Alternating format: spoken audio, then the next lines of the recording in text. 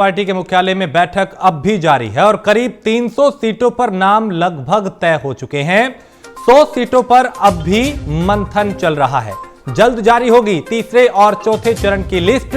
अपना दल और निषाद पार्टी के साथ सीट शेयरिंग पर भी चर्चा इस बैठक में हो रही है। तो उत्तर प्रदेश में चूंकि 7 चरणों में विधानसभा चुनाव होना है, 10 फरवरी को पहले चरण का मतदान है, उसके बाद 7 मार्च को 7वें चरण का और 10 मार्च को नतीजे आएंगे। लेकिन उससे पहले उम्मीदवारों को लेकर मंथन लगातार जारी है, समीक्षा की जा रही है, फीडबैक लिया जा रहा है और नामों को लेकर यहां पे रणनीति बनाई जा रही है। तो जल्द ही तीसरे और चौथे चरण की लिस्ट भी जारी होगी। चूंकि पहले और दूसरे चरण की लिस्ट 107 उम्मीदवारों की भारतीय जनता पार्टी जारी कर चुकी है। तो करीब 300 सीटों पर नाम लगभग तय हो चुके हैं।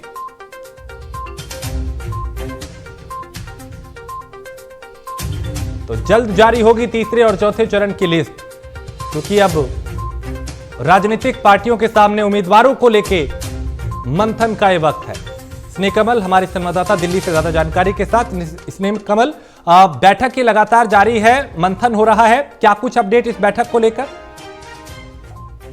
राजेश, जिस तरह से भारतीय जनता पार्टी की जो है आज एक जो बैठक हो रही है, क्योंकि उत्तर प्रदेश में कल शाम को बैठक हो चुकी थी, जिसमें लगभग 300 जो नाम थे उस पे जो है एक जो है उस पर चर्चा हो रही थी और उन 300 नामों को जो है पार्टी के आला कमान को भेजा गया था। आज दिल्ली के भारतीय जनता पार्टी का मुख्यालय दीनदयाल उपाध्याय मार्ग पे जो बैठक चल रही है, उसमें जो है राजेश लगभग 300 सीटों के नाम तय है, लेकिन 100 सीटों पर अभी मंथन हो रहा है। जल्द ही जो है तीसरे चौथे दौर की जो लिस्ट है वो जारी हो जाएगी।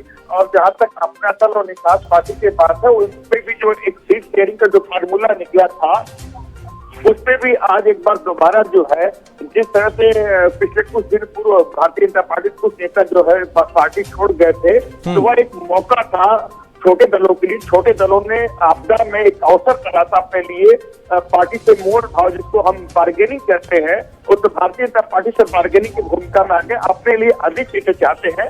ये तमाम मुद्दे हैं जिनमें जो है पार्टी में अभी जो भारतीय जनता पार्टी के मुख्यालय में उत्तर प्रदेश के मुख्यमंत्री योगी आदित्यनाथ भी शामिल है। राजेश, ऐसे में स्नेह कमल, यहाँ पे चुनौती बीजेपी के लिए इसलिए भी बढ़ जाती है क्योंकि कई कैबिनेट मंत्री, कई विधायक पार्टी का साथ छोड़ चुके हैं। ऐसे में मौजूदा विधायकों की टिकट कैसे काटें, उसका पैमाना क्या हो, इसको लेके भी माथापच्ची कहीं ना कहीं जारी है।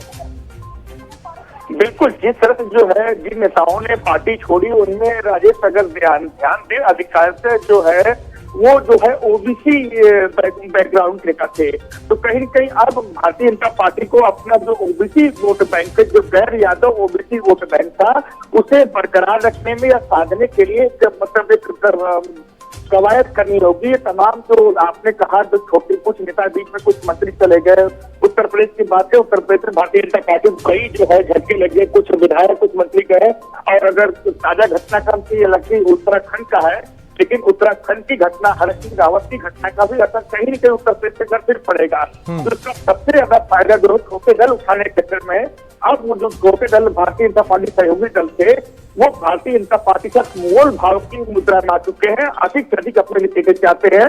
ये भी भारतीय जनता पार्टी के लिए संदर्भ है। राजेश, चलिए, बहुत शुक्रिया स्नेह कमल इस तमाम जानकारी के लिए। तो ये बैठक जो है वो उसमें मंथन इस बात को लेके हो रहा है कि उम्मीदवार किस तरह के होंगे। उम्मीदवारों को लेके लगातार ये बैठक जो है वो जारी है। उत्तर प्रदेश चुनाव को लेकर बीजेपी मुख्यालय में ये बैठक हो रही है और इसमें उम्मीदवारों के नाम जो हैं उसको लेके मंथन चल रहा है।